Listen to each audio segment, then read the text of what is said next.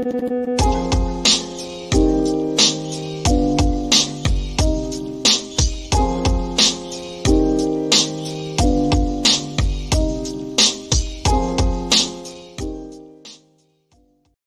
do you rip it off? Why do you rip it off? Why do you rip it off? Put it back. Why do you rip it off? Put it back. What? Show me what you're holding. So, yeah, keep it on. No, what are you doing? Do you know where they are right now? Do you have any idea where they are right now? All right. I'm a veteran. I'm telling you. All right. Don't do it. I'm not fucking Jewish. He's not Jewish. I don't know if he is or not. Doesn't fucking matter. This is fucking the USA. It's New York City. You don't have a fucking right to touch that shit. This is a free country. You can wave your Palestine flag and say death to the Jews or America whenever you want. But we can put a fucking sign. Okay? Then don't rip that down. You are doing something. You're offending us, motherfucker. Yeah, you are. When you throw that on the floor, you're littering the city. In a minute, I'm going to litter the fucking floor with you. You have a proof? So move the fuck on. Do you have proof they're not kidnapped? No, so shut the fuck up. I know that's what you want. I'm dying to fucking put you in the hospital. Come on, you piece of... That's my boy. Yeah, way to go. Welcome, Queens. You're in the house. Beautiful. And I should have looked at the clip before. Folks, if you like this, by the way, please subscribe. Oh, yeah. That's a new feature. So it's definitely worth subscribe. it's worth the demonetization. Oh, it's already happened, dude. Oh, dude, it happened at the first. It's worth it to get into that mutt's face. I mean, that is Forest Hills, Queens. A lot of famous people come out of Forest Hills, Queens, including some MAGA cat who is constantly battling the man, trying to stick it to the man. But that's what I'm talking about, people, when I say get up in their face. That's the type of stuff I'm asking you to do, not punch the guy in the face. Do what that guy did. That is very intimidating and sends a very powerful message. Luckily, there are still some New Yorkers left in New York. Yep, and people are saying, "Well, you knew you were going to get demonetized anyway." So, well, look, there's sometimes a chance on review, but this one, Hunley sends it in. Then there's a loudspeaker. After further review, the judges have ruled demonetization of Hunley, number 23. Mm-hmm. And yeah, this one probably going to stick. Great. I should have censored that one or seen something. Good Lord. All right, let's get on with the show. Forget about crying the blues, Hunley. We got people waiting here. Yeah, I don't care about your problems. Let's go. I want to share a clip, which I actually had for the initial part of the show anyway, which gets us caught up. This is the guy who is now Speaker of the House. Oh. Okay. What you've documented carefully in the Twitter files are a couple of key facts. People will hear a lot of things today, but this is what they need to know. The federal government, from Democrat members of Congress to intelligence agencies, including the FBI, used Twitter and other social media companies to censor Americans' speech. What? If the alarm bells are not going off, then you're not paying attention. Over the past 3 years, documents show, they prove what you guys have uncovered here. There's communication between Twitter and the FBI. It was constant. It was pervasive. Twitter was basically an FBI subsidiary before Elon Musk took it over. The Twitter files revealed that by 2020, Twitter was engaged in open information sharing with the intelligence community. And now we know there were many intelligence agencies apparently involved in this. The FBI pressured Twitter to act on election-related tweets leading up to the 2022 election. Of course, they did it in 2020 as well. And Twitter dutifully censored content as a result. Twitter executives restricted accounts. They censored speech that conflicted with the left. All right, we got it. Twitter has used its internal Johnson's the guy, right? He's the guy? All right, well, he seems all right. Yeah, well, he apparently was Donald Trump's lawyer at one point. Well, and, he may have to go to jail then immediately. I'm not sure, but they called him, what was it? His nickname is MAGA Mike. Mike. All right, we got a guy. Let's go. MAGA Mike in the house. Matt Gaetz pulling it off finally. But what a battle trying to prevent MAGA Mike from becoming Speaker of the House, Eric, right? Yeah, I've heard back some criticism, and I think it's fair from people we respect too, that Gaetz probably should have been a little bit more prepared for when he pulled the trigger, make sure that there was a plan. You can't do it. You can't do it. Too many votes, too many too many moving parts, too many Democrats. You can't guarantee who's going to be the speaker with all those votes, bro. He did his job. He blew up the fucking McCarthy world. He destroyed that. And now he's got a guy after multiple votes. There's a MAGA guy. Who gives a shit how long it took? They now have a MAGA speaker. That's the end justifies the means, Eric, here. Tip of the hat. They went after Matt Gaetz with everything, hook, line, and sinker, right? And he pulled it off.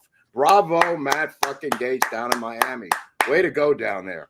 It's nice to be back here. I'll tell you, being in Florida was a little crazy, but nevertheless, I'm back. Yeah, I heard that you have a plane trip you want to share. No, I'm not sharing anything. I'm just telling you, do not fly where it's a situation we have to make a connection. This is my new mantra. I couldn't do anything about this trip. We'll be flying to Dallas direct, unless we're hijacked to another city, which is not, I doubt it's going to happen. But that being said, I had to go because I went to West Palm Beach, and you can't really fly direct except from East Palm Beach or something. You have to go through some other port. And out here, it's Dallas if you're on American Airlines. So I flew to Dallas, and then the amount of time allowed to go 2 terminals, which is 2.5 miles on foot, is, in this case, 16 minutes. So I became like Jim Ryan, and we ran from Terminal A to Terminal C, 2.5 miles to get there.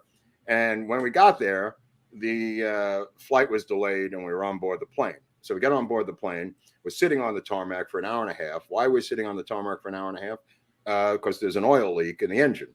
So they need a part, Eric. This is what my dad used to do. So apparently the pilot comes on and says a very, very light staff, very few people employed any longer at this airport doing maintenance. So he says, I don't know if they're going to get the part. Guy eventually gets the part, and the pilot says, with everybody on board, we're going to have to taxi around the runway to see if there's an oil leak. Now we're taxiing as a group, Eric, as a group of 134 people on the ground going around in circles with the airplane, Eric. Going around, right? Okay. The pilot comes back. This is your pilot, Captain Clancy. Clancy says, good news, oil leak is fixed. We're ready to go. The bad news is the airport's closed because it closes at 1 a.m.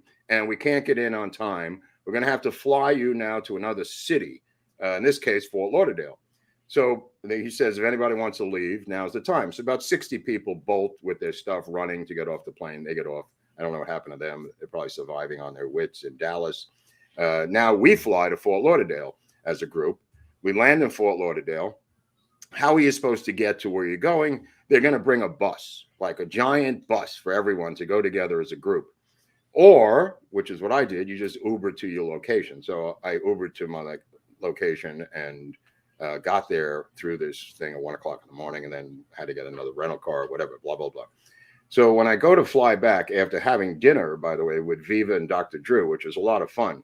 That was a great dinner conversation. It was 3 live Jews kibitzing about the state of the world. We should have recorded that and made that into a show, because that would have been a great piece of footage. The 3 of us, one from Montreal, one from Brooklyn, and one from Chicago, but still the same. I mean, Goebbels would have taken care of all of us. The reality of it is I had to fly back from West Palm to LA. And that's always a problem, because now you're going in reverse. The past couple of trips, I showed up 3 hours early, and they just go, sorry, you're shit out of luck. So you go into the airport, again, 3.5 hours early. Nobody's in there. Tiny little airport, beautiful. I go up to the American Airlines counter, and the guy goes, where are you going today? I said, LA, via Dallas. He goes, not going to work. So I just go, come on. He goes, sorry, can't make it. I go, what's the deal? He goes, wind. I go, wind? He goes, yeah, too much wind. I wouldn't do it if I were you. I go, well, can I go? He goes, yeah, chances are you're not going to make it. So I go, what do you think I should? I swear to God, this is the conversation, Hunley. So I said, what do you think I should do? He says, let me look. He goes, he looks at the computer, and he goes, how's Philadelphia? I said, pretty dark, because they lost last night in Game 7. They're probably committing suicide. I don't know if I want to go. I don't want to know if I want to. We're already demonetized. Who gives a fuck? He goes, I don't want to know who. I don't want to go to a city where they're ready to kill themselves. And he says, well, it's a good flight. I get you there, 2.5 hours. You go to Philadelphia. Now I'm flying the wrong way. I'm flying up north, east, when I have to go out west.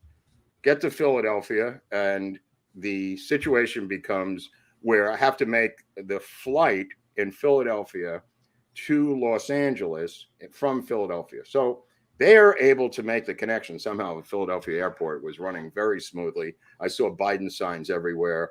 Brought to you by Joe Biden, the Philadelphia airport. Make sure you count the ballots a year later, or you're not going to have an airport anymore. So there's signs everywhere saying that. So Biden says, the airport says, you got to make this flight. And I get onto the American Airlines flight to LA. Well, pilot comes on. This is Pilot Jefferson, Captain Jefferson. Good news. First two half an hours of the flight, unbelievable clear sailing, beautiful skies. Second half of the flight, absolute total turbulence. It's going to get rough, people. And I mean rough. This is the pilot, right? So all of a sudden we take off, flying 2.5 hours. Just like you said, massive turbulence, people holding on for dear life, people flying around, getting bolted down. And I'm just sitting there going, this is just a trip from hell. So we land in LA. The guy puts the plane down. We land. And now you have to take a shuttle to the parking, right? So the game's not over. It's a multifaceted game.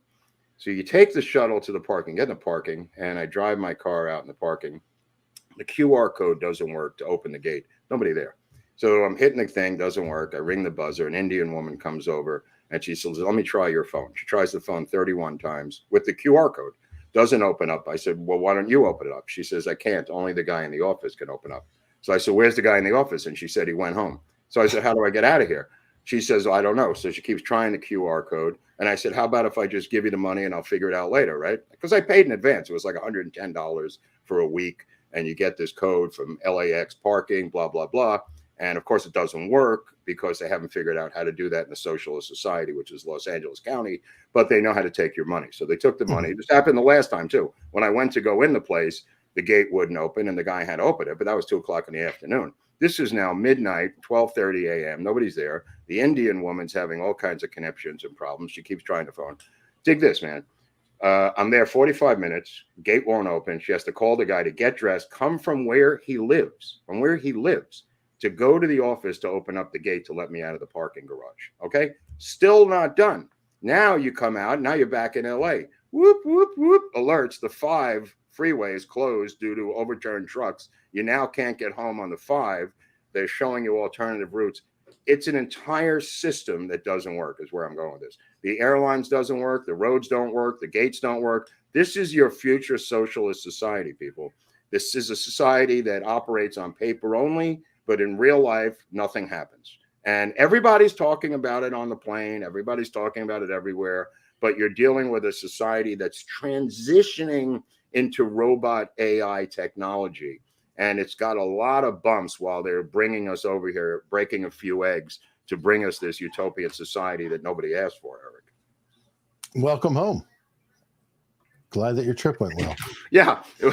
And then inside my girlfriend's bag is a note from the TSA saying, we checked your bags and please don't put a lock on it ever again. Thank you.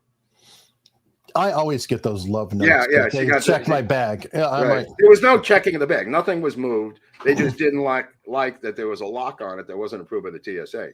So they cut that. They cut the lock, opened the bag. Everything was not untouched, and they slid in their note. Yeah, I very frequently have those notes sitting on top. Not with the cut lock. I don't even bother with the lock. I'm like, yeah, it doesn't matter. They're gonna do whatever they're gonna do. Well, can I just give a shout out to the World Series because we're starting tonight, and it's a pop culture channel. I know it's not of interest to you, not really much interest to me, but the reality of it is I have to watch it because I'm a baseball fan. The reality of it is that somehow MLB, with their chicanery, with their manipulations of everything, have created a perfect storm of ineptitude because of their not leaving well enough alone religion. They have now created 2 of the smallest markets. It'll be the lowest rated television ratings for a World Series in TV history, I predict. Arlington, Texas versus Phoenix, Arizona, with no stars. And I'm sure, the games might be great, but I'm just talking about the economics of it. They, by their own manipulation of brackets and tiers and buys and all their crazy crap, have eliminated every major market in the baseball world, Eric. And they have picked and selected these 2 teams, Texas versus Arizona. Not to denounce either team. I'm not even talking about that. I like Texas and I like Arizona. I respect Arizona. They beat the shit out of us. But the reality of it is MLB, in their brilliant marketing, has now shot themselves in the foot once again by creating the lowest rated TV World Series in American history. Go on. Nice. Sounds good. One thing I figure we need to jump right into, since I saw on Twitter that people are saying, oh, great, we got the show. So Groubert can start complaining about RFK. I don't want to disappoint. So let's look at the latest poll. No, I shouldn't even mention it's a 600-pound gorilla. Why would I mention RFK? Just go about your business. Why do you care who gets elected president? You just live here, you mutts. Oh, but apparently RFK still is having problems, allegedly. Allegedly. I guess he has another intruder. Oh, wait a second. What about the election? When was that? Go back to the chart. Okay, this is let's see the chart here. I was talking it's just the same basic week. Yep, same basic thing that we've been saying the whole time. What am I seeing here? U.S. voter registration. Yeah. Okay, so we know that independents are, again, folks, when we talk about RFK taking voters from Trump, we're talking about that 44% that's not anyone's yet. Not Trump voters who voted for Trump. That's not who we're talking about. No. We're talking about that giant purple thing there on the right. That's why RFK is running, to dig into that, take the votes from Trump, allow Biden to win, come back in 2028 with a feather in his cap saying, hey, look what I did, bro. I got rid of Trump. Biden's gone. I never criticized him. Now I'm in an open field in an open primary election in 2028. Vote for me. That's the entire structure. The idea that this guy is going to become Ross Perot on steroids and somehow pull this off is absurd. Everyone knows this is absurd. Anybody talking about him winning is in some universe of absurdity, like a trans universe or a universe, where men can have babies. It's that universe. It's the equivalent of that universe, where men need tampons in the ladies' room, in the men's room in school or whatever. I need Italians to get the planes to run on time. Well, it's not a question of running on time. It's just a question of getting the planes from point A to point B. I don't give a shit if they get there on time. Thanks, David. The reality of it is, this guy, this candidate, this spoiler candidate, which is what he is, RFK is a spoiler candidate. I don't care that they say otherwise. It's meaningless. He's never getting on all the ballots. He has no electoral college chance of winning. He has no electors. They're aligned with parties, as we learned in the last election cycle. There's no electors that are going to be aligned with this independent candidate. It's just not how the system works. Whether we can change that or not, or people want to, is a discussion for another century. Right now, we're on the cusp of the end of civilization in this country. And this is just my opinion. We don't have the time or the luxury to debate the semantical opinions of this guy about vaccines or whatever else he's into. And I'm sure there's a lot of righteous stuff that he's into. There's also, as Eric has pointed out many times, a lot of straight up liberal stuff that he's into. Right, Eric? His whole record. I mean, his whole record. Do you like gun control? Yeah, yeah. Do you like that? It's right down the planks. It's typical left-wing Democrat. I mean, he's a full-on mainline Democrat. When he wants to be. This is his opening statement when he was running for president for the United States. This is him, I guess, wherever he gave the statement. I forget where it was. He says, it's not in our national, I'm running for president speech. This is what he said. It's not in our national interest to involve in a nuclear exchange in a kind with a country, he's talking about Russia here, in a kind with a country that has more nuclear weapons than us. Having said that, I want to say that we are in the Ukraine for all the right reasons. We are there because we are good people. The Ukrainian people have been invaded and have shown extraordinary valor and courage defending their country and defending their families and their beliefs and liberties and independence. I go on. He then talks about his son. Americans have to admire. My son fought in the Kharkov offensive as a gunner, machine gunner. These are not the statements of a person that I want to vote for. Maybe you do. Maybe you just go, you don't give a shit. But his statements and his policies are all over the freaking map, as Eric was pointing out. They're a little bit here, a little bit there. They're over here. But he's got a good soul. He's got a good soul. Okay, well, we'll see what happens with the good soul when he comes back in 2028 and he's got to run straight up against Gavin Newsom with a huge war chest and a machine against him. But right now, this guy is a spoiler candidate. And what Rich Barris and I had a long conversation this week, what he does and what they can't explain, what Barris was explaining to me on the phone this week, is that he pulls votes in from Trump where they're important, not where they're unimportant. That's what the polls are not gathering. In other words, the big battleground state next year is going to be Pennsylvania. He pulls enough votes from Trump in Pennsylvania to allow Biden to win that state. And as Pennsylvania goes, so goes the nation. It doesn't matter what he pulls in California. It doesn't matter what he pulls in Iowa. It's what he pulls in states that they perceive to be the states that they're going to put him on the ballot in. And that's going to be Pennsylvania and a few other states, Wisconsin, Minnesota. And Rich and I were talking about this. That's the game here, people. There is no way he can get elected on the face of the human earth. The fact that he goes after Trump and doesn't go after Biden should be an indication of enough where this guy's family ties lie. And as he said, Joe Biden is an old family friend.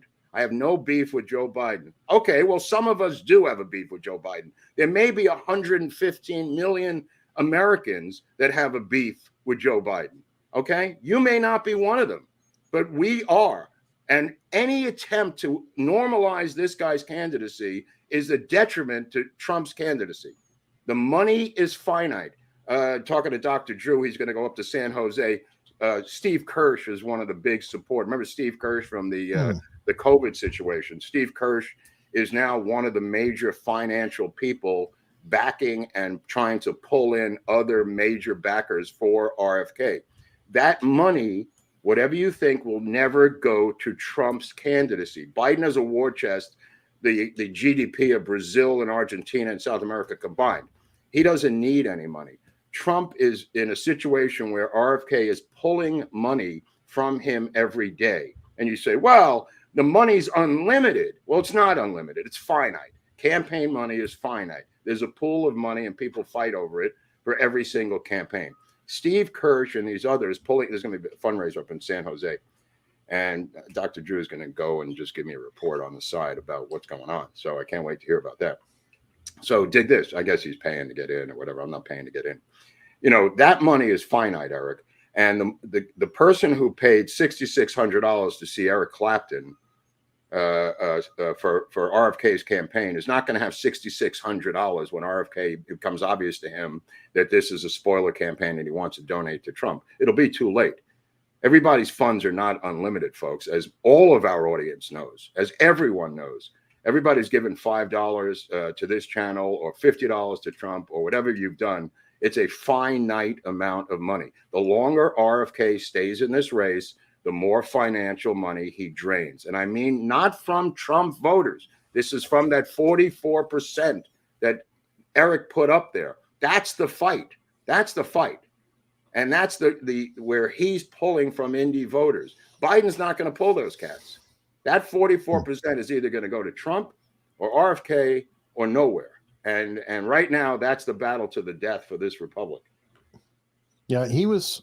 I've said it to you on the side that he's almost perfectly manufactured to pull those votes that Trump got in 2016, those people who voted for Obama twice and then voted for Trump. That's the target. Right. People who are never, ever going to vote for Biden anyway. Right. They probably would hold their nose and vote for Trump, but they don't really like him very much. Right. That's who he's targeting. Within that independent group, within the 44%. Yeah. Again, I know this is second nature to me, but it may not be second nature to other people who don't understand the physics of politics, the pragmatic physics of it. And I take for granted sometimes stupidly that everybody does, and it's stupid on my part. But the 44% is where the world is going to start or end or continue. And it's those independent voters that are now twice as much of each party. When you show that graph, like 26, 26, and 44, somewhere in there. That's the world, my friends. That's the world. These independents are the election. They make and decide who is going to go and who's not going to go to the White House. And the reality of it is somebody may go, somebody may not. But that's where the battle lies. For sure. Now, I recommend everybody check out Monday's People's Pundit if you really want to geek out on it, because Rich goes through all of the states and what is required for ballot access. Yes. Because it's very important. And RFK, it appears he's not doing the libertarian thing. He's not doing the green thing. So he'll have to fight to get ballot access. And coincidentally, I'm sure he'll get it in Pennsylvania. Right. That's I'm what sure he'll get it. Right. Right. He only needs it where he can take from Trump to give to Biden. Listen to what I'm saying, people. He doesn't need 50%, 50 states in the union to make this thing work. He only needs to be where it's relevant to take from Trump and let Biden win. He will then come back in 2028 saying, I gave Biden the election. Come back to me, you disaffected Democrats. And he'll wear that feather in his hat. That's what he's doing. That's the campaign. That's his goal. This is a Democrat dressed in populist wool. Okay? Just be advised. Anyway, you wanted to talk about something. Go ahead. Oh, I was going to say, you know who else agrees with you? Who? Donald Trump Jr. Oh, birds of a feather flocking together. Go, DJ. Go, DJ. Right. Democrat plan to Trump. Yep. Yep. And on that, not exactly that note, but he apparently has another intruder. I guess somebody. Oh, yeah. Let's get into this intruder thing because this is part 2, Intruder 2, The Reckoning. Yeah. I guess this same person showed up at his place and supposedly tried breaking in to his place twice, which I think is interesting. I don't know what the full details are, but they're just saying that he's caught trying to break in, he was released, and then returned for a second time. Okay, well, we don't need to show this article. We could talk like two men. The situation is this guy, whoever this guy is, climbed over the fence twice, they're saying, right? Mm-hmm. This sounds complicated. This sounds like maybe he was a homeless guy, Eric. Maybe he was just a nut. It was a sketchy homeless guy who wanted to use the bathroom. Is that possible? Could be, but he really liked that bathroom. He really liked that bathroom. Let me show you who this guy is, just so we can end this controversy. This is a guy named Gabriel Macht, M-A-C-H-T. Gabriel Macht is the intruder into RFK's house. And you say, well, what's with Gabriel Macht? Why is this guy so crazy? Looks like a normal guy.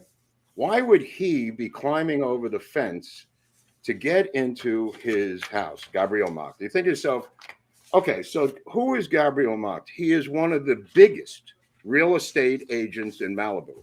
Hunley, look at Hunley. Hunley can't believe it now. He is one of the largest real estate agents, and he has sold homes for $5 to $10 million a piece. Gabriel Macht does not need to climb over the fence into the home of RFK Jr. He's also part of a group that secretly sells homes, not secretly, but like for celebrities, Eric, out here. Everybody knows Gabriel Macht. This is what I'm trying to tell you. He's from Pacific Palisades, and he has sold everyone their homes. They all know who he is. He has sold millions of dollars of homes, and he's part of another group. There's a couple of real estate agencies, but one of them is for private listings, Eric, of celebrities who don't want their homes listed. In other words, it's like a premier real estate agency that they don't want to put their homes on the market for people to see them. So there is a world of just those people, all right, who want to be involved with that situation. Now, let me give you the background on this guy, Gabriel Macht, because I'm getting sick and tired of this deep state bullshit about these different people coming and going into this guy's world. Gabriel Macht is, here's the RFK home, by the way, in case the ladies want to see. This is in Brentwood, California. If you look at the top of the screen, that's the RFK People's House right there where he lives, working for the people. So he was turned over to the LAPD, this guy, and he was turned over by Gavin DeBecker Security. And Eric and I have talked about Gavin DeBecker Security before. This is not Gavin DeBecker. This is Gabriel Macht. And I'll tell you his background, just so you know, because he is a big real estate agent, right? Licensed at the age of 23, 26. He was just arrested. He's 28. He has competitive work ethic, blah, blah, blah, blah, blah. Here's the background on him. He had the privilege of growing up in Pacific Palisades and San Francisco. An avid learner, Jonathan graduated with honors, Eric, in political science with a minor in Latin American studies, Eric, from Tulane University. It's Jonathan Macht, right? Yeah. You've been saying Gabrielle for a while, so. Right. Well, it's Jonathan Mock. Right. I don't know where I got Gabrielle. Maybe it's his middle name or something. But this is the guy here, Jonathan Mock. Okay. Right. Just so you know. I think his middle name might be Gabriel. But the reality of it is he had the privilege of growing up in Pacific Palisades and San Francisco, an avid learner, graduated with honors in political science, because that's what you need for real estate, Eric. Political science. Remember that. A minor in Latin American studies, which is also a political minor, from Tulane University in a place we've covered extensively called New Orleans, Eric. Anything bad ever happened in New Orleans, Eric? Occasionally. Okay. Also certified real estate financial management, as well as real estate development through UCLA's extension program, blah, blah, blah, blah, blah. Jonathan Mock, apparently, now this is according to RFK's people, has been emailing them, and they've had a restraining order against him for months. This is what they claim. And he ended up in the second floor bathroom, my sources have told me, not just attempting to get over the fence. He ends up in the second floor bathroom, which is bizarre that the guy ends up in the second floor bathroom. I don't know many intruders who are real estate brokers at that level selling $4 million homes. Is it possible that this house is on the market? Is it possible that RFK wants to move this house or sell it, or if Cheryl Hines wants to sell it? There's a lot of people selling their homes. There's a lot of activity going on right now in this market.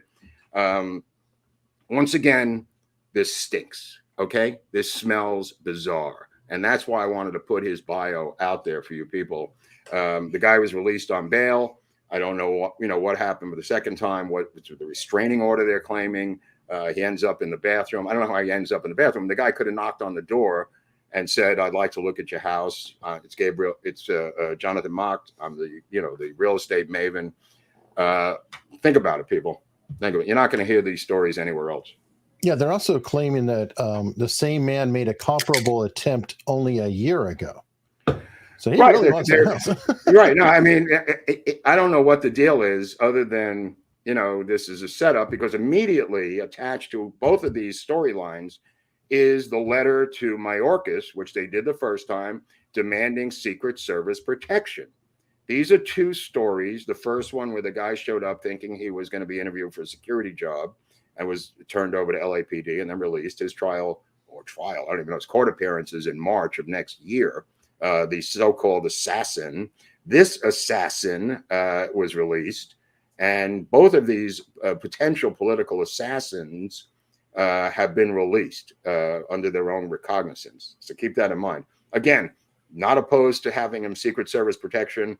I don't know why he wants it, RFK, other than to say he believes Biden is trying to bleed him white financially from his campaign. This is one of the only times he's criticized Joe Biden, by the way. He claims that Biden is trying to break him financially by making him pay $200,000 to $300,000 a month to his friend Gavin DeBecker, who kicked back $4 to $5 million into an RFK super PAC last week. Where he got $4 to $5 million is, of course, probably the money that RFK's been paying him every month.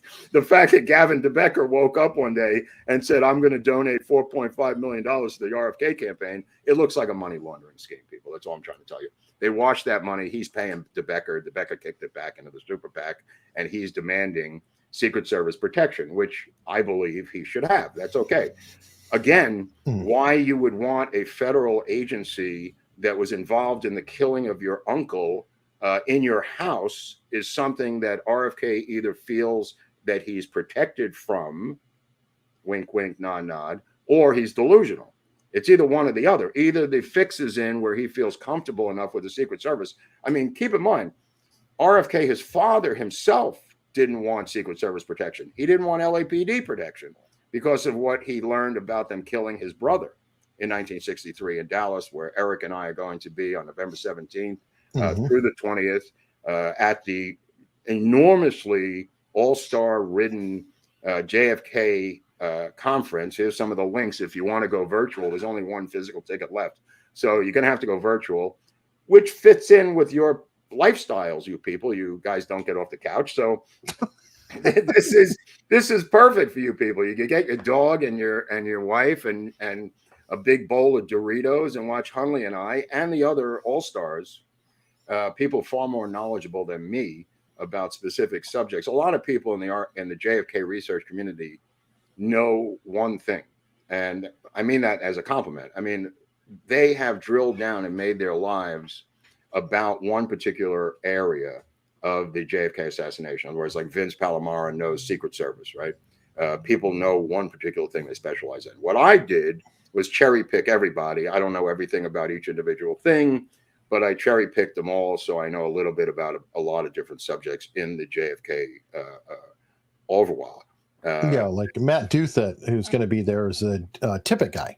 He knows everything about Tippett, all Tippett all the time. That's all he knows, which is great. So each guy, I don't know enough about each thing like they do. I know enough to have a conversation with other researchers. Greg Parker is going to be there virtually out of Australia. He's one of the leading experts on Oswald. I published a piece with him like 10 years ago, finding out that Oswald's jacket was not Oswald's jacket that was found under the car near the Tippett killing.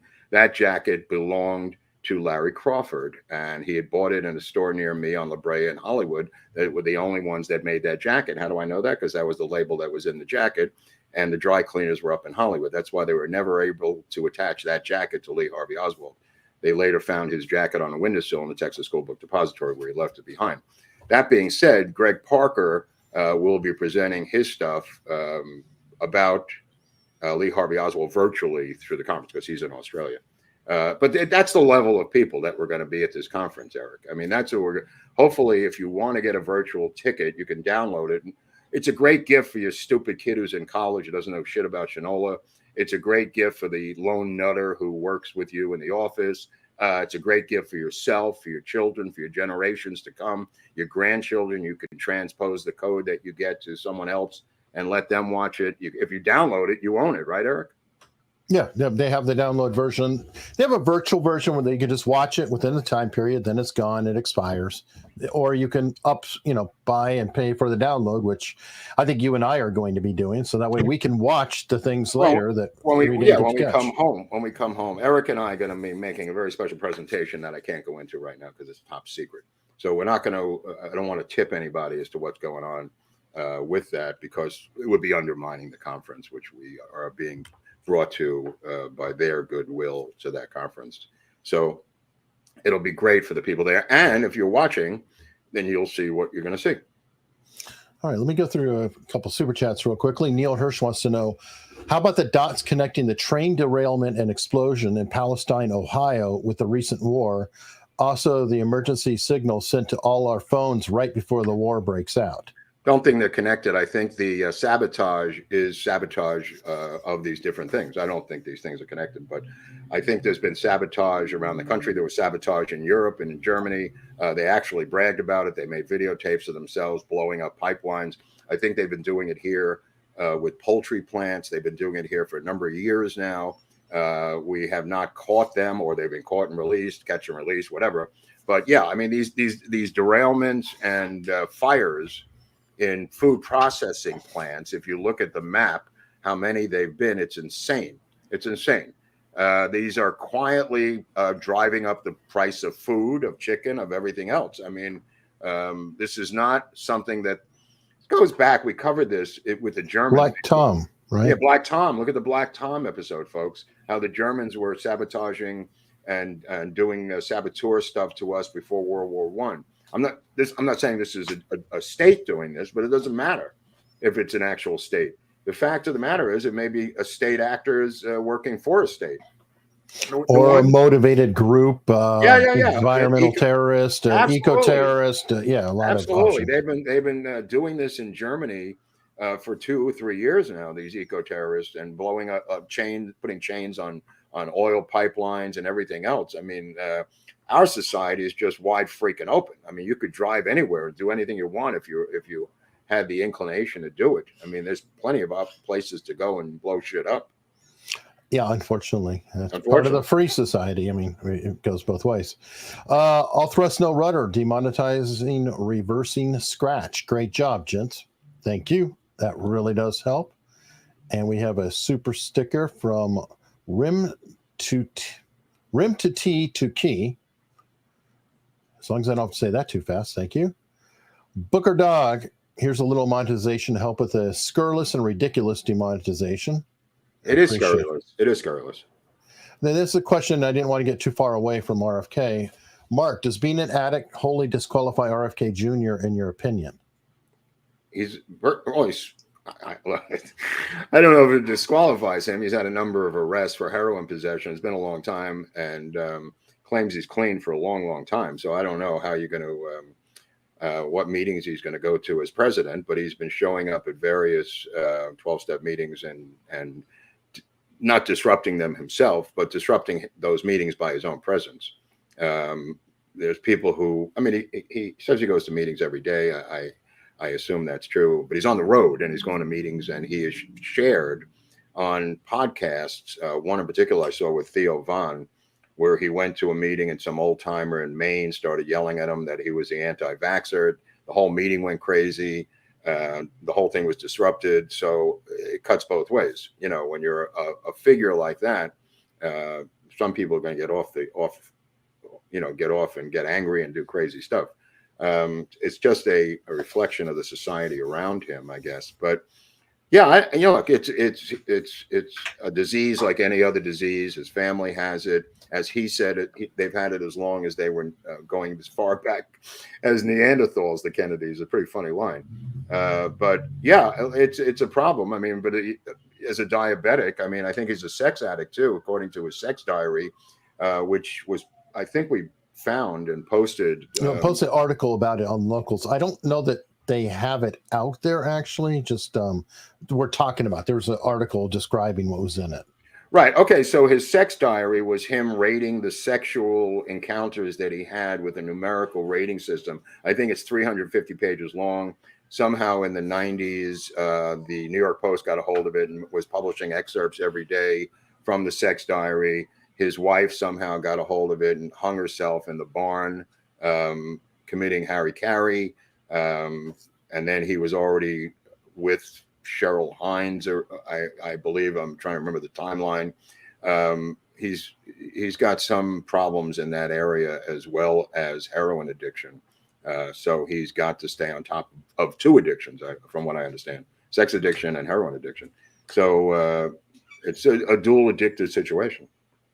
Right. And I never want to step in on that because it's, over my skis. I don't know it, but I can imagine some people might be concerned that the job itself of president, that the amount of pressure on an individual could cause potential relapse, or they fear that it could cause it. Poppy Bush would famously end his day at 5 o'clock, and him and as Thurston Howell III and his wife would start to have martinis at 5 o'clock. Okay, so that was the parents. George Bush, alcoholic, his wife famously said it's either me or Jack Daniels, and then he supposedly quit drinking. Another alcoholic president, George Bush, the father. I mean, we've had a long history of addictive presidents, so it's not the first time that this would come into play. The Trump family, Trump obviously a straight edge, but the father was an alcoholic. His brother died of alcoholism. This put the fear of God into Trump, and he didn't smoke, didn't drink, whatever.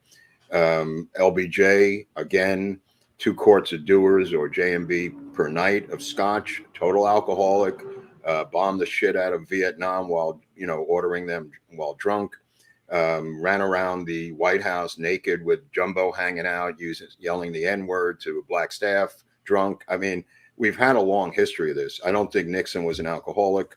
And I think he seemed to be straight edge. Straight edge, yeah. Bill Clinton obviously was into sex addict, according to my therapist, who wrote a book about it, and then went on Bill Maher when I was in the green room for that show.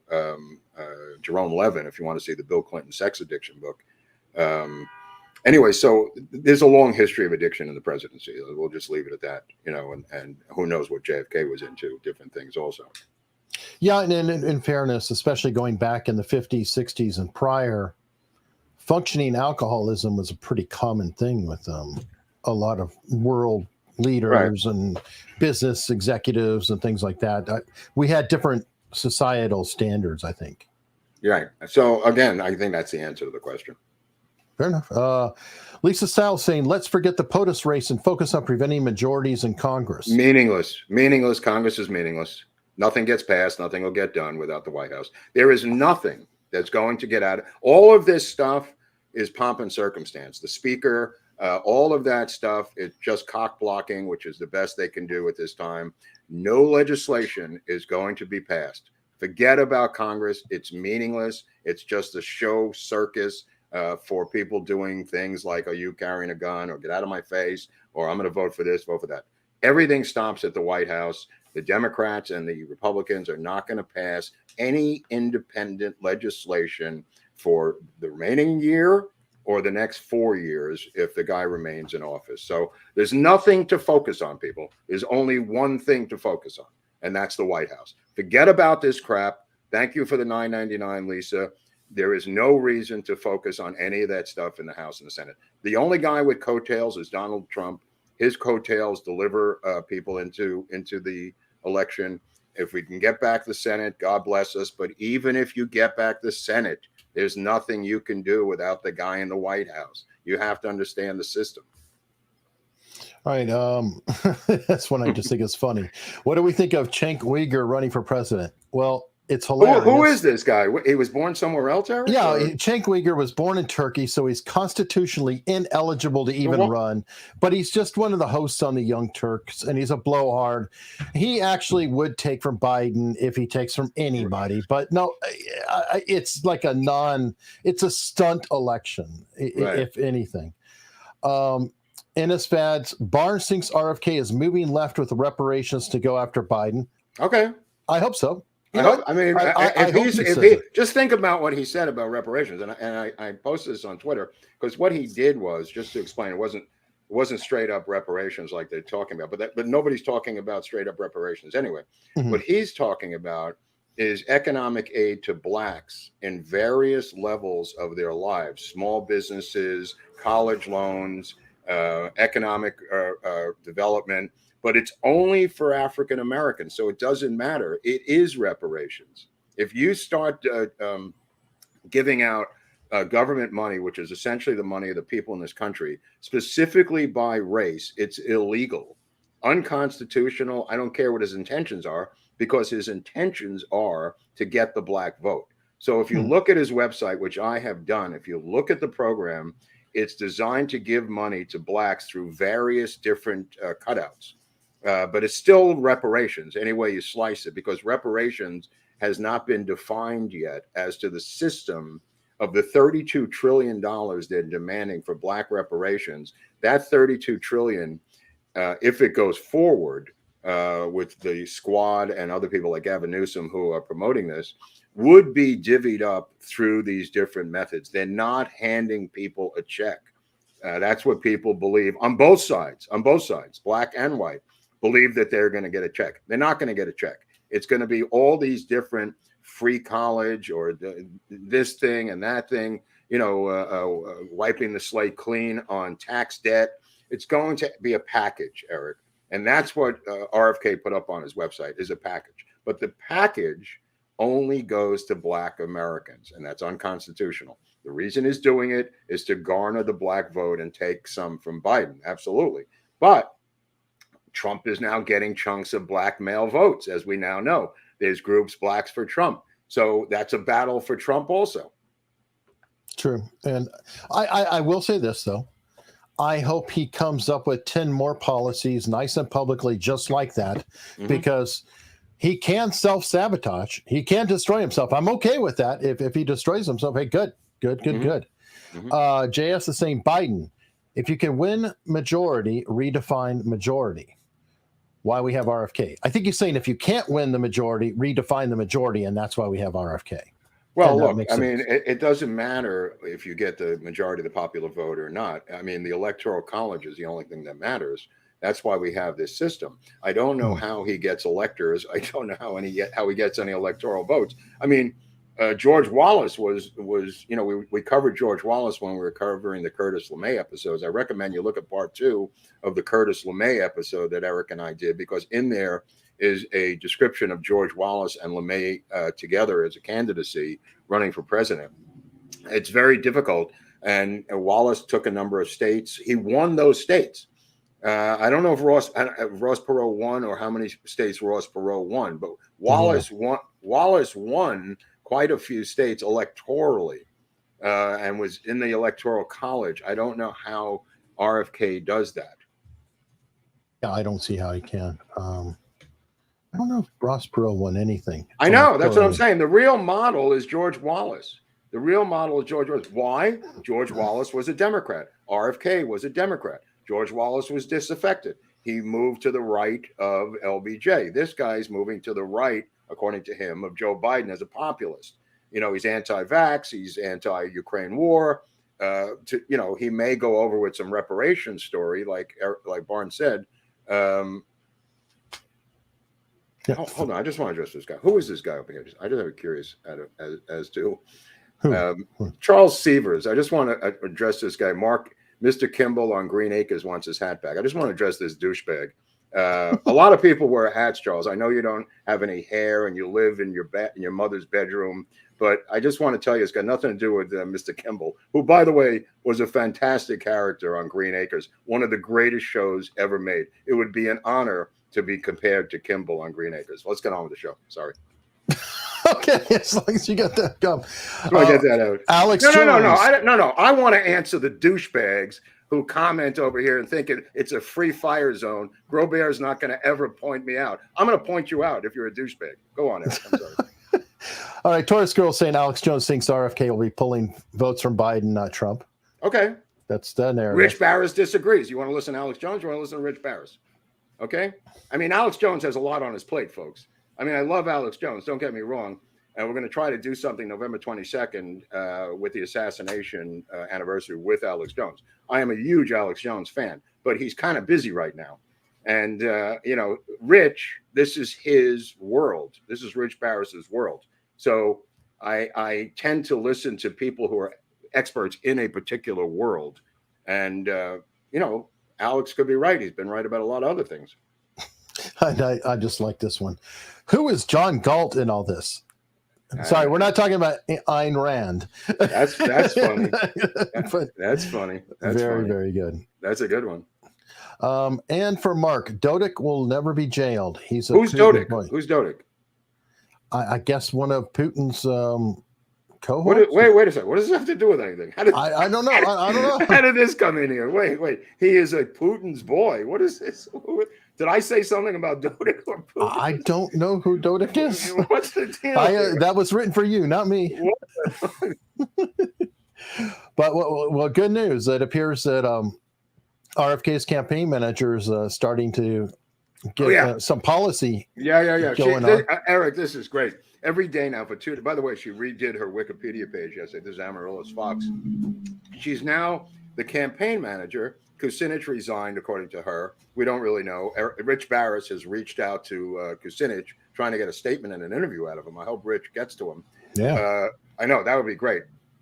Kucinich, according to her, resigned. She's now the campaign manager. The odd thing is she's issuing massive policy statements every day on Twitter and other platforms as his campaign manager. Campaign managers don't issue policy statements. My grandfather was the campaign manager to the mayor of New York, never issued one policy statement in his life.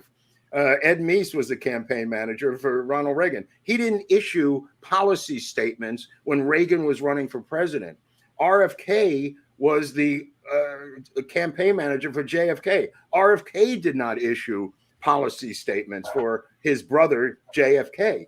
It's just not done. But for some reason, this CIA agent, with a lot of people in back of her, are now churning out these long-ass policy statements on Twitter that I recommend, not from RFK Jr., but from Amaryllis Fox, who is now Amaryllis Fox Kennedy on Wikipedia as of yesterday. I don't know what happened yesterday. All of a sudden, she's been married to this guy for 5 years.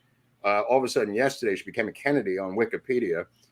She's now issuing, or her friends through her are issuing, Fox in the Hen House, long-ass policy statements. A lot of them have to do with war, and a lot of them have to do with a post-9/11 world. This is like her world that's in her book. They're not contemporary statements. They're statements about the Iraq War, and she's trying to make it cohesive or coherent to today's situation worldwide. The world has changed quite a bit since 2001 and 2003, 2005. But that's what she keeps referencing in these policy statements. It's almost like she has a cabal or group around her of anti-war ex-CIA operatives, or that, at least that's the direction of these policy statements. Again, RFK himself is pro-Israel and is backing the Israeli army, the IDF, going into Gaza, which they're doing right now as for a massive invasion. And he's also pro-Ukraine war, as he said in the statement that I read. So I do not know why this woman, Amaryllis Fox from the CIA, Central Intelligence Agency, a 10-year veteran, is now issuing long-ass policy statements. She's not his press secretary, and she's not his chief of staff. She calls herself, what did I say? Activator in chief. She calls herself activator in chief on Twitter. This is really weird, people. This is unusual situations for a presidential campaign, to say the least. And we're going to get into a little bit about her on Tuesday, Eric. So I don't want to give anything away about her. We're going to do a deep dive. Right. Well, a lot of people would say that she's a pretty attractive former agent. What are you saying? Honeypot Hunley? Spit it out. Yeah, maybe. But you know what?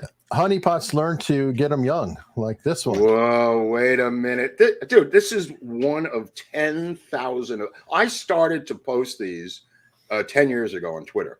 And it must have been 8 years ago I started to post these on Twitter. And at first I was attacked as being misogynist. This has not stopped for 10 years of these teachers having sex with underage boys. It must be some illness or something. I have never seen a situation, and they're always smoking hot, by the way. Yeah, that's the thing. Let's be honest. No, I'm being honest. As a 16-year-old Eric, I would look at this and go, why can't I have this as my teacher? Right. Okay. So this one happens to be a Trump supporter, by the way, from what I read. But nevertheless, the point of the story is the same, because it's not about women or underage. It's about power. It's about, and which is what the left was talking about when the teachers were men for many years, until they've gotten rid of every male teacher in the education system. I think it's all women at this point. There's a smattering of men, obviously.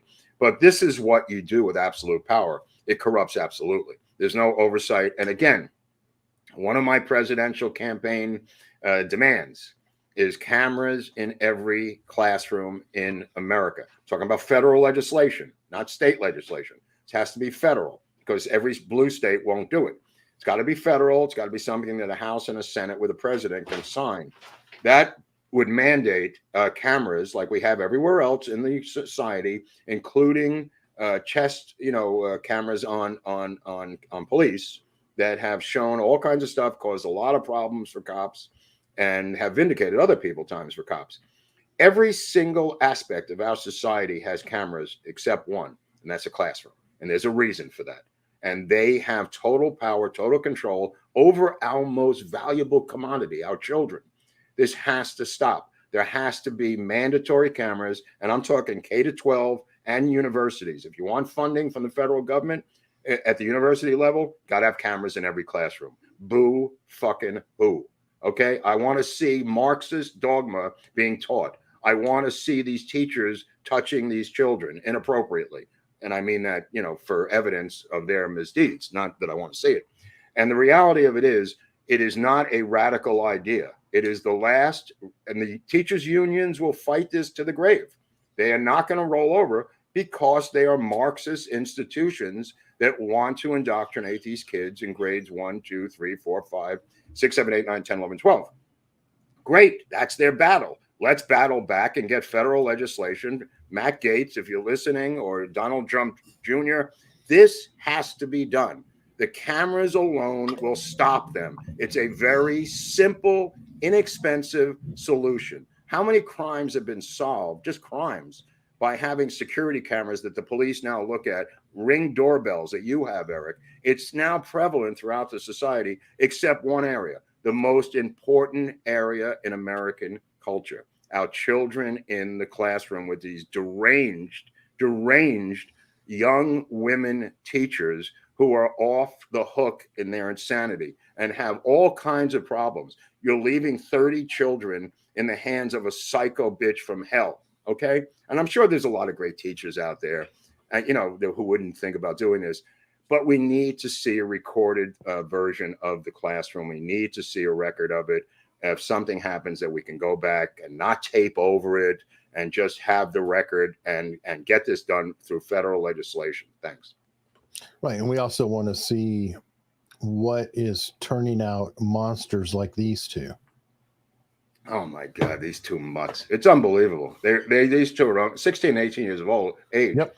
But they ran over a police chief, former police chief, a guy who's 60-something years old, killed him. I think it was He's 60. riding his bike. He didn't do nothing. He's just riding. Right. And the dialogue is that they're going to run him over and film it. And they run him over and kill him. And now they're in court laughing and giving the family the finger in Las Vegas, multiple times giving them the finger, mockingly laughing that they killed their father. I mean, this is unchecked demonology. These are two demons who were raised as wolves. This is part of a wolf pack of our culture that is pervasive throughout the society, of fatherless ethnic minorities who are running wild throughout the society doing stuff like this. And they don't care if they go to jail. What do they care? They don't know anything. I mean, these are illiterate, savage animals. And there has to be a brutal punishment, but it's not going to deter anything. Going to jail is not enough for these people. They should be, whatever they should do to them, they should do to them. But the question is, you prevent it by having tax incentives to stay together as a family. That's what you need to do. And that has been dissipated and chopped up over the years. And, Cloward and Piven, these two Marxists who created the modern welfare system, they wanted to destroy the nuclear family as Marxists. They wanted the welfare system to break the back of capitalism. And then later they switched it to homelessness will break the back of capitalism. But when I was a kid going to the New School for Social Research in New York, we studied Cloward and Piven. I think they were a married couple. I don't know if they were later, but they decided that if they could get every minority on welfare, that it would economically break the back of capitalism. That's where the modern welfare system came from. It came from two institutional people, Cloward and Piven, who wanted every single person on welfare, not as virtue signaling. They wanted to break the back of capitalism as communists. And then they moved the goalpost to let's break the back of capitalism with homelessness. So it's another tool in their toolbox. It's not about virtue signaling of these two issues. They don't give a rat's ass about that. They want a communist Marxist society that they could be in charge of. And two of the ways they came up with was welfare and now homelessness. That's why they won't take the homeless off the streets. They come up with these pie in the sky programs that are unachievable. Like every single homeless person should have their own apartment. And they go, well, wait a minute. We can't do that. There's the rub with capitalism. It must be destroyed. That's their three-step crazy logic. Because every single person cannot have an apartment, then we have to tear down capitalism. That makes sense. Of course. And now, I don't know, you've heard about this guy who's on the run, and here we go. We're immediately, flipping out immediately for gun control. Now, of course, when this happened in Nashville and the shooter was different than your average shooter, that was one time I noticed that they weren't calling for gun control immediately. I don't know if you remember that. The bottom line is this guy heard voices. He was mentally ill. That's the entire story. I don't like to get into these stories because the guy was insane. He was insane. The gun is meaningless. The act is meaningless. Of course, not to the families of the victims. I'm not saying it's meaningless in that capacity. But what you're talking about, Eric, the gun control, piggybacking on this thing, the guy, for whatever reason, it was mentally ill and was hearing voices in his head. Okay, when I understand that, I understand the situation. It has nothing to do with the AR-15, has nothing to do with the Second Amendment, has nothing to do with anything other than a guy who went psycho. Right. I want to go a little bit further on this. It's interesting because, as you point out, he was hearing voices. Okay. And this is not uncommon. It's Right, kind of an right, interesting scenario. right. But as soon as I posted a video I saw earlier and shared it on X, somebody posted that right on the video, and I was like, okay, this is kind of chilling. Let's go ahead and watch this one. So we can't hear this. It's going to, I haven't turned it on yet. When I do, it's going to blast out a 65 kilohertz beam. Because the wavelength is so small, it doesn't spread. Because 65 kilohertz has a wavelength like that. So it's going to be, in that sense, similar to a laser. It just comes right out as a beam.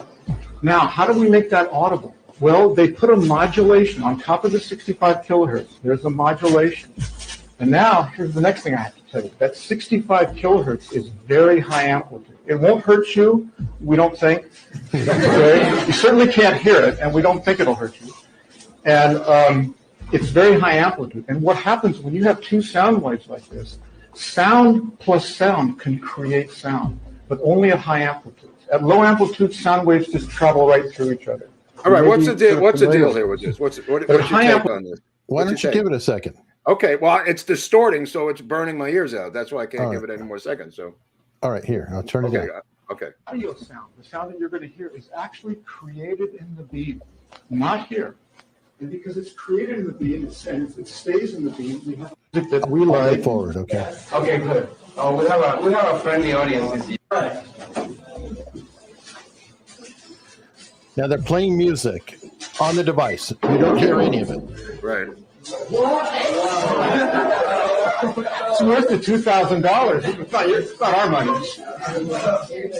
Now, the sound that you're hearing is being created in this beam. It almost sounds like it's coming from your head. So let me try to scan the whole audience here so everybody gets to hear this. Are the kids Absolutely going crazy? Remarkable. Yeah, they're literally hearing. What are they hearing? They're hearing the Eagles. He is quite literally playing the band, the Eagles? Yes, he's transmitting sound signals directly to their head. Weird. Nobody can hear it. It's at a high frequency. It sounds like it's coming within their head, almost like they're hearing voices. Well, again, these kids are not deranged, but I guess if the situation is perpetuated for a long time, maybe it does make it schizophrenic. But schizophrenics do hear voices. Or maybe it says, go apply for a job. Right. I don't know. I don't know where the voices could be a new MK Ultra program 2.0. The voices could be a government program, or the voices could be, as Dr. Drew said, the tens of thousands of people who have smoked weed and gone berserk that he's seeing all across from his fellow addiction specialists all across the country who are now hearing voices from edibles and from super powerful weed that are creating a psychosis of young kids across the country. So I don't know where the voices are coming from, but let's just say that this guy didn't have a political agenda but heard voices, and we'll leave it at that. Let's say. All right. Well, and I just want to point out it's very scary that there's technology out there that could literally create. Right. I mean, think of that's Sidney Gottlieb stuff, right? I mean, here, just inject voices into Castro while he's talking. If they're doing that, right? If that's the game, I mean, I'm not saying it's not. I'm just saying that we have to really find out if this is going on. It's terrifying that you can do that, but I wouldn't put it past them in a millisecond. You're right. Amazing. We talked about this story. Hold on a second. Hey, Rose, weed makes people psychotic. Read the book by what's his name, Eric? Alex Berenson. Stop saying that. I've lost tons of friends because of weed making them psychotic. Okay, Rose? I just want you to know that I'm a drug counselor in Los Angeles. I worked and run rehabs. So please, read some literature before you say something as stupid as that. I'm sorry, Eric. We're going to have to ban you from the chat. I'm sorry. No. I mean, nobody answers these people. I mean, it becomes like a free-form society of misinformation over there. All right. Well, we talked about this a little bit about the dwarf cabal going on with Snow White. So this is what they were going to be doing with the 7 dwarves of Snow White. That's great. But it has backfired on them so much that now they're doing CGI. Oh, Oh, that's terrible. Oh, So look at that. They're out of work, the dwarves. yeah, the little people, no matter what, can't get a break in this. Good Wow. God. Wow. You know, I've been watching Little People Dallas, Little People LA, and there's Little People New York. These 3 reality shows that are about these people. It's just they have very interesting lives. A lot of them meet up or hook up at these Little People conventions, but a lot of them have normal size spouses that are 6 feet tall, and they are 3'11" or 4 feet tall, whatever they are, and they just act as if they're a married couple. I mean, really interesting. I don't know where they all came from. You think there were a lot of these people in the old days, or is this something from vaccines that RFK is talking about? This stunted growth, or is this vaccine related, Eric? I think it might be better healthcare. Like a lot of them might have died as a child more, and they've grown into adulthood, or people are able to live longer. Well, you knew a couple, didn't you? Know Vern Troyer? I knew Mini-Me very well, but he wasn't a dwarf. He had perfect proportions. I think Vern was this big. I don't know if people could see the scale. I mean, he was not a dwarf. He was not a midget. He had something else. He was totally proportional, but he was tiny, and he would stand on a chair when you were sitting down. He would stand on the chair instead of sitting on the chair. Very sad life. Later died of alcoholism, whatever. But he was not one of these people. And these people who wanted this job were attacked, or the studio was attacked by Peter Dinklage, who said this is going to perpetuate dwarf racism or whatever, ableism, I guess, against dwarves. And then there was the people who wanted the job came out and said, look, this guy wants to be the only working dwarf in Hollywood. And these other dwarves were out of work because Dinklage said that this is, perpetuating, situations that make dwarves look bad. They just wanted to work, and they turned on Peter Dinklage really hard here in town for blowing up this project. And now, as you pointed out, now it's animated. Yeah, and as they should have gone after him. I mean, good God, he's not a very good actor, by the way. I mean, this dwarf or no dwarf, Dinklage sucks. He really does. I mean, study what he does as an actor, folks. You don't tell me you loved The Train Station with Peter Dinklage or whatever he's in, whatever HBO thing he's in. Study him as an actor. He sucks. Fair enough. You know who doesn't suck? And I know you like to recommend shows for the weekend. Oh. I'm going to recommend this one. Go ahead. Dude, that's crazy. You're right. That's crazy, Eric. Dude, he can't show it because it's don't claim it so fast. But if you can find that is hysterical. And oh man, that is funny, Eric. Yeah, when South Park nails it, South Park nails it. They nailed this one. Going after Disney so hard. Not only that, it's an extended version. It's like 48 minutes long, a double episode. Is it really? Yeah. So I got to watch that after the World Series. Yes, this is must watch for the weekend. South Park tearing up Disney, and specifically Kathleen Kennedy. All those who miss Star Wars and love Star Wars. Oh, it's going to be. Dude, I didn't know there was so much hatred of Kathleen Kennedy. Yeah. On YouTube. Yeah. People just hate her. I just thought she was another innocuous producer, but apparently she's got her fingers in a lot of pies that she has melted. Well, she's damaging. I mean, take the Breitbart, quotation. I think he's right. That politics is downstream of culture. She's shaping culture. Star Wars is a major cultural thing. And what did she do? She replaced every male character with a female, and on down the line to deliberately sabotage and rework cultural history. And Disney, it's horrible. I mean, it is a horrible, horrible mess what they're doing there. Just destroying every bit of IP that they have. Somebody came up with an interesting idea saying, well, you know what, though? Maybe it increases the sales of the stuff that's in the vault and just gets them to print money, because they're like, oh, and by the way, we're releasing the original Peter Pan again, and everybody will flock to buy the good one. Well, that's going to happen with Taylor Swift. There's apparently the old music, and she's re-recording her new music. The old music's controlled by someone else. But the real question is Taylor Swift a lesbian? People want to know, is Taylor Swift a lesbian? And this is what's going on, because she's now dating this guy from the Kansas City Chiefs, Kelsey, who people believe is another beard. She was with John Mayer, who apparently came out of the closet this week and is dating Andy Cohen from Bravo. John Mayer, the guitar player who toured with the Grateful Dead, is now a homosexual.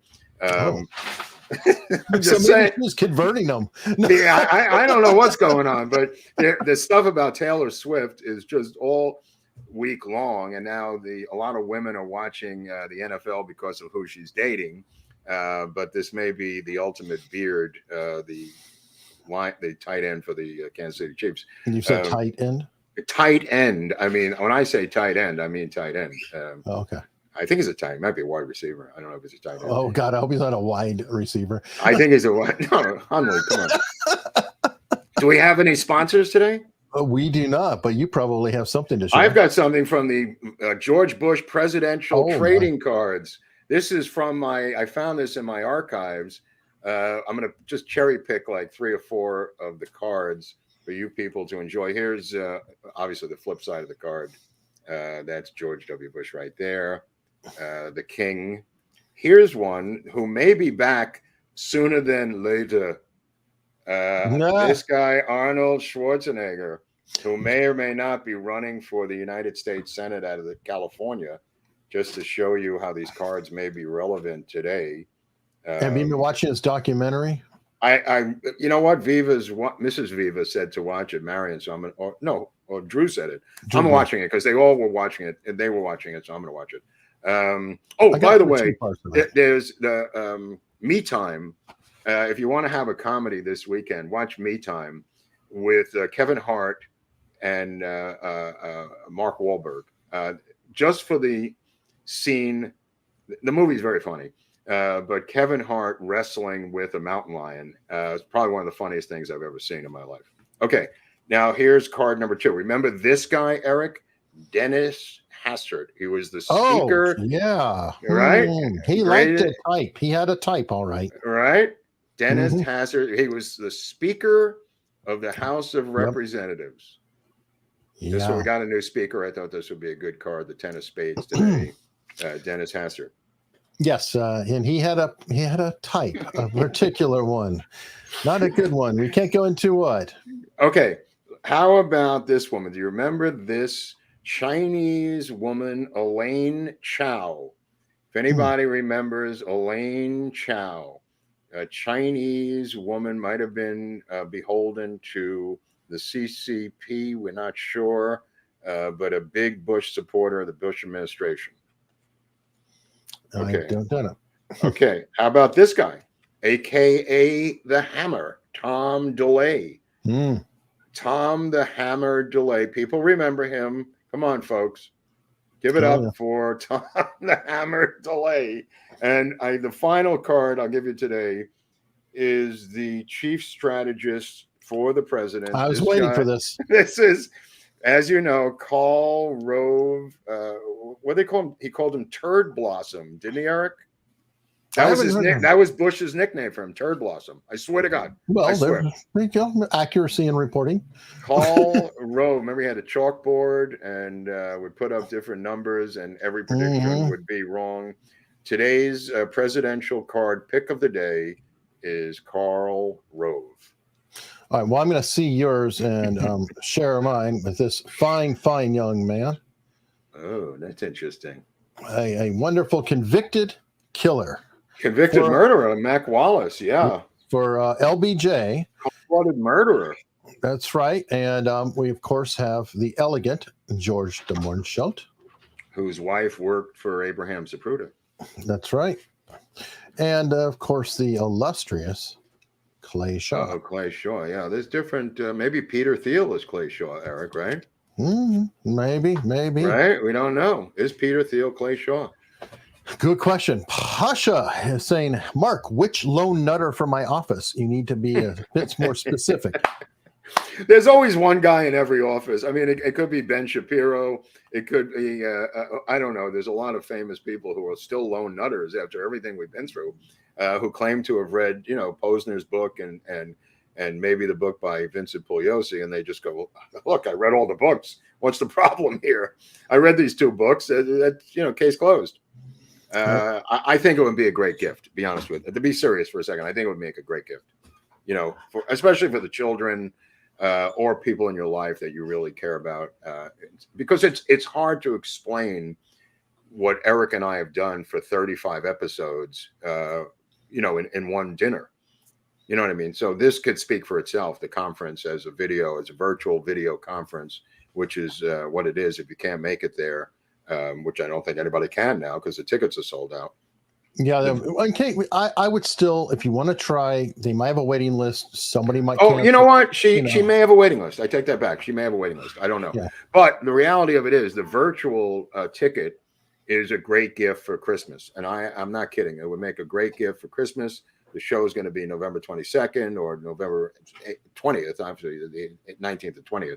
Mm-hmm. But Christmas is not that far away after that, and they could look at it and study it and listen to all their different speakers who are going to be there. Still trying to get the mayor to come. I hope I can get the mayor of Dallas to show up, the one who flipped sides and became a Republican. I'm going to have to send another email to the mayor. Yeah, get with him. I want to meet the mayor. I want to interview the mayor because he was being slated to be the next Obama, and then he switched sides. But there's another guy. I found this other CIA guy I sent you a link to in Oregon who switched parties also. He was a Democratic CIA guy, the congressman from Oregon, Eric. Did you see this guy? You said it earlier. He's in Oregon. Wait a minute. Yeah. He's in Oregon. Hold on. Let me just take a look. Joe Kent is Washington. No. This is a guy who his name is Brian Wright. Brian Dean Wright. He's now America First, Party Second. And I was just looking for CIA politicians, and his name came up, and it listed him as a Democrat. And I went, I'm going to send this to Eric. Then I drilled down a little further, and he left the Democratic Party and is now an America First guy. I wouldn't trust him either way, but I asked him to come on the show to be nice. So, okay, good. Okay, cool. We can ask him questions directly if he comes on the show. By the way, I did reach out to Rich Barris before the show today to get a statement on Mike Johnson, since he really follows these people. Mm-hmm. And I see that he got back with me. And he said Mike Johnson was on the Republican Study Committee, but in 2020, he was attempting to change the party. He wanted a more blue-collar conservatism, more populist GOP. Okay. He's not an unrealistic wonk like Paul Ryan is/was, or even the ideologically hollow Kevin McCarthy. Mike is a step up for MAGA from both men, and definitely a mountain-high leap above John Boehner. Great. But he's also in danger now. He doesn't have the conference in the House to match his voting record. So okay, I discussed it with Greg Boudel yesterday down in Alabama on the radio show, and he was overjoyed because the guy was from Louisiana and he knows who he is very well. So the people in Alabama, Greg representing them on his radio show, if you want to hear that, I did that yesterday. Eric will put it up after the show or tomorrow, whatever. We discussed this, and the people in Alabama who are MAGA are overjoyed that this guy is now the speaker. So I didn't know who he was, but they do down there. Yeah, and I think that honestly, as fractured as it all is, to get anything even close, I agree. Miraculous. Lisa Style is saying, question, isn't it time to let go of the minutiae and instead of talk about why the assassination matters to us today and what we're going to do about it? Yeah, no, I agree. That's why I keep talking about why. That's why we're doing it. The minutia is the minutia. It's not the who, it's the why. I agree with Lisa. And we have been talking about the why. Oh, for sure. Al Gonzalez, Mark just got off the plane today back from London. The anti-Israel sentiment there is unreal. Well, nobody, this is not just today, folks. Nobody is more anti-Semitic than the British people. Never comes close. They're still embittered about Palestine and the Balfour Declaration. They are overrun with people from Arab countries. The mayor is Muslim. It is a stronghold, and the Jews should get out of London, get out of UK before it's too late. I wouldn't trust these people as far as I can see them in terms of incarceration or putting Jews in some sort of camps, because that's coming next, people. I mean, there was a guy did a home invasion here in Studio City last night. An individual guy broke into a home of Jews yelling "Free Palestine" and was arrested. They got him. But they're breaking into homes now for the Palestinian cause, trying to take hostages. This is where we are, people. You can live in your fantasy world all you want, but they're going to do this to Jews. They'll do it to you. Just remember that. All right. Let's see. Consistent try with a $50 super sticker. Thank you very much. That's a nice try. Yeah. Very consistent. Definitely. Alex Davy Duke, who we both met in Las Vegas at the meetup with Viva Oh, Barnes. Davy Duke. Yeah. I think Mark is right about RFK Jr., while Robert Barnes is wrong. I wasn't sure about RFK Jr.'s conquest diary. No wonder his wife had that thing happen. Despicable. Well, I mean, the diary is the diary. Nobody disputes the diary anymore. I mean, it's huge, and you know, he wrote it. I mean, he rated the people, you know, who were in that diary. So I mean, it is what it is. Excited us, whatever. Has brought up Leon Russell before. Go ahead. I just got to do something with the camera. Go ahead. All right. Leon Russell played the xylophone on the Green Acres theme. Is that true? I don't know, but he seems to be the guy who knows Leon Russell. He brings him up a lot. This guy knows everything about Leon Russell. It seems that way. Yeah, I think he's commented on before. Bill Brown. In fairness, Barris also said there'll be a red wave in 22. Rich can only go by folks who answer pollsters. Does anyone here answer those calls? Right. No. I'm not going to get into that about his predictions of things. I'm just talking about his polling is impeccable. I'm not the predictions, whatever. Anybody can screw those up. I'm talking about his individual polling that he does on the ground, and that's just a generic question. I mean, it's so scientific. That's just a generic question you're asking there, Bill. He has a science that is impeccable how to do this. It is an entire world of pollsters. It's a science that they know how to do, and it involves. It's more than just answering the phone. Let me just put it that way. Oh yeah, they have to weight it. They do. Yeah, you're right. It is a science. Yeah. What he asked right there is completely legitimate. Barris has spent a ton of time talking about. Yeah. How people won't answer the phone there. You have to go here, or you have to find out how do you tease it out. Right. I don't know how it works, but it is complicated. You know, Rich said the other day, people are asking him to do polls for this, polls for that, polls for this. These polls are like $20,000 a piece. You can't just, you know what I mean? Like it's so much work that he does to get these polling questions answered. I mean, it's guy's an American hero. Let me just put it that way. And it's a real. I think it's an amazing art too. Yeah. How to write to tease out actual legitimate information without push polling or influencing or, things of that sort. Jenny's getting inky with it. Have you seen about some of the pro-Ukraine social media accounts closing down now? Thoughts? Someone suggested it was government accounts and the operators are being directed elsewhere due to a change in focus. Well, I think you're going to see them turn out the lights and begin to leave quietly through the back door like the Nazis did near the end of World War II. You're going to see them start to exodus. Some of the top government officials in the Ukraine are going to be looking for an exit strategy to escape the final takeover of parts of Ukraine by the Russian army. And they're going to start to flee because the money's going to be cut off. And they're trying to switch the media focus from the Ukraine situation, which is a losing situation, to the Middle East, which they're attempting to blow up media-wise into the main story. Israel's going to do what Israel's going to do, whatever. Despite what Biden does, they're going to, take care of business, so to speak, in terms of Gaza. But you're going to see a shift. Already, a shift is happening of media coverage to the Israeli situation. And away from Ukraine. You notice it's gone quiet for over a month now. And the money, they're trying to link the money together. I mean, it's going to be really interesting how they extricate themselves. They're going to bundle it, but it's going to be interesting how they extricate themselves media-wise from the Ukraine situation, because they have poured so much bullshit into this storyline where it's so preposterous that they've, as they said in the movie Network, it's simply run out of bullshit. And they don't, that's why I'm sick and tired and I can't take it anymore. There's only so many bullshit stories you can put in the Daily Mail every day about Putin's hair falling out, or he's dying, or he was dead, or he came back to. I mean, people are over this thing. It's got a shelf life, a finite shelf life of military and social propaganda. You can't just keep saying the same thing over and over again. You run out of ideas. Keep in mind, one of the people who did it was the cinematographer on a film called Rust that Eric and I covered. She was the one who wrote those anti-Soviet propaganda stories for the Daily Mail people.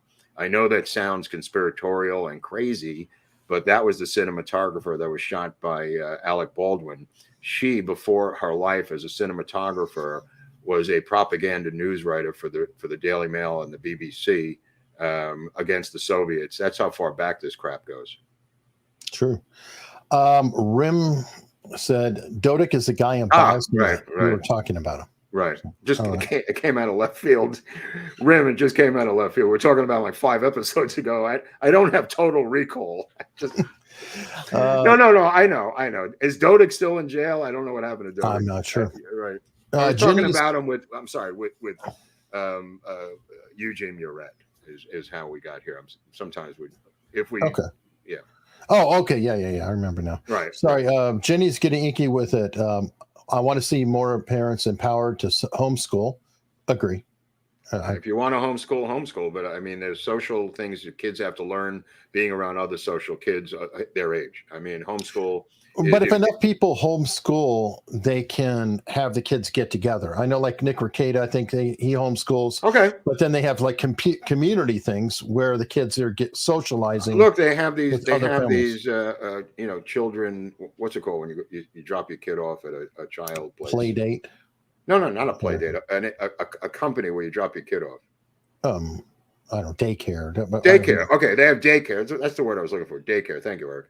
The daycares don't have cameras. How many stories? Remember McMartin's daycare? Remember that crazy story? You think that would have helped having cameras on it?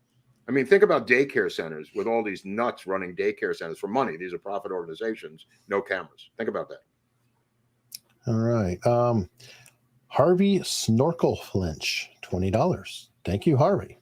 I would put a GoPro on my kid's head if I ever sent a kid to one of these schools. Make the kid wear the GoPro 24/7. Yeah, why not? You don't have to do it.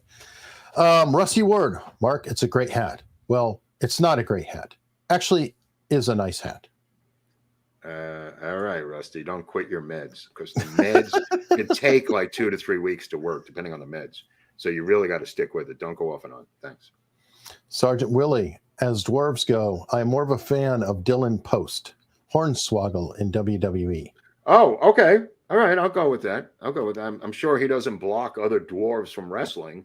I mean, he might want to be the only wrestling dwarf, but there are, midget wrestlers. Remember in the old days? I said when I did the episode with Eric on the coffee shop episode, the coffee shop was right across the street from the Holland Hotel in Times Square, and the midget wrestlers, when they were in town, used to stay at the Holland Hotel across from my uncle's coffee shop. If you want to watch that episode, midget wrestlers would come into my uncle's coffee shop. At one time, they tried to steal the cash register. So I'll just leave it at that. It's in the episode. True. Let's see. We've got a super sticker from Freedom, and I can't say that name. Govarth, I guess. Govarth. $49.99 super sticker. Thank you very much. Got a couple of Rumble rants to go through. No Sniper in the Nest. Will you be doing your episodes on Oswald on the Tuesday shows throughout the month of November? No. You had mentioned in the past that it would be at least 3. Oswald's probably going to be delayed even further down. We've got to figure it out. Because Oswald's involved with the presentation that we're doing bigly for the conference, not so much in the conference, but immediately after the conference, we're going to be presenting a mega Oswald that's going to involve more than your dreams, your personal dreams. Yes, and It's a different thing. I don't want to give you. I don't want to give it away, but the answer is no to your question because we're doing something bigger. all right. And Tommy Jekyll is saying, I guess I should not say Mark is onto something as much as reminding me of something. Money drives elections. It is finite, and it's telling who RFK is not criticizing. So Right. Okay. I mean, it's. I'm not a conspiracy person in that regard. It's just pragmatically obvious, and I don't even begrudge the guy. To be honest with you, he's a super smart guy. He's lived a very complex life. He's got a lot of ideas, and in a free election where we didn't have a two binary choice election of two men who are polar opposites, I would say in an open field, I would consider him in 2028. But we're not in 2028. We're in 2024. I can't live in 2028. This is now. He's trying to spoil this to come back in 2028 as the savior of the Democratic Party. I can't allow that personally to happen without opening my mouth and doing something. So I'm going to do something. If you don't believe me, that's fine. But this is my take on it. all right. And last super chat here. Oswald's here on hand. Alex Davidouk. Mark, I think the cinematographer Hayek wrote about Putin. She's not old enough for Soviet times. I don't know about Soviet times. Is that a publication? Her father was the Soviet nuclear subcommander in Murmansk, where she was raised in the closed city of Murmansk. She then came to power with the collapse of the Soviet Union, and then wrote about the collapse era at that time period in the Daily Mail, still attacking Russia nonstop. Right. We're saying she's pro-Soviet, Alex, not writing for the Soviet times, but acting as pro-Soviet, who were pretty much run out of the country, criticizing Russia left and right and then even some of her early films were about, I think it was like sex slaves in the cellar. Russian sex slaves in the cellar. And you could look at the body of her work. A lot of the Soviets came here and a lot of them went to London.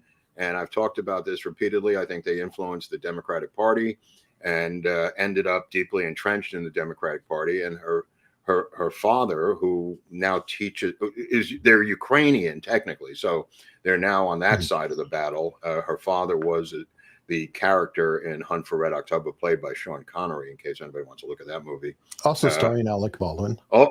Who is the leading JFK expert who's going to be at the Pittsburgh conference on JFK for the 60th anniversary. You will get to hear, if you go there by mistake, the incredible inside information from Alec Baldwin on the JFK assassination, and also from Rob Reiner, a known meathead on the JFK assassination. So you can go to that virtual conference if you want, or you can come to ours. There you go. One is a deep state conference. The other is more of a freelance individual conference, which is JFK Lancer, which is 27 years old. All right. Tall Paul 521. I'm 6'9" and I was heckled by a midget at the Magic Castle nightclub. Here in Hollywood? This Magic Castle? That's funny. That's funny. There's secret tunnels under that Magic Castle that come out on the other side of Sunset Boulevard, by the way. Just in case I'm killed, that information will be passed on. Wow. Amazing and astounding. Now, tonight, I have a hot date. Okay. My wife and I are going to be going to a zombie prom. Whoa, a zomprom. So we're going to shift to locals. We're going to do that again. Okay, cool. Yeah, we're going to go to locals right on the outro. I did put a link on the top of the chat. It's a pinned tweet. There's also links in description. There's links in the Rumble description. And remember, there is a code where you can get a month of locals, full access, everything that we offer, etc., through the end of this month. And it's called Birthday, and it is for our birthday. Are these people coming with us, the commenters, or is it new commenters? I hope they come with us and they use these people over here. They may. I hope to see them there. So we continue the show on locals.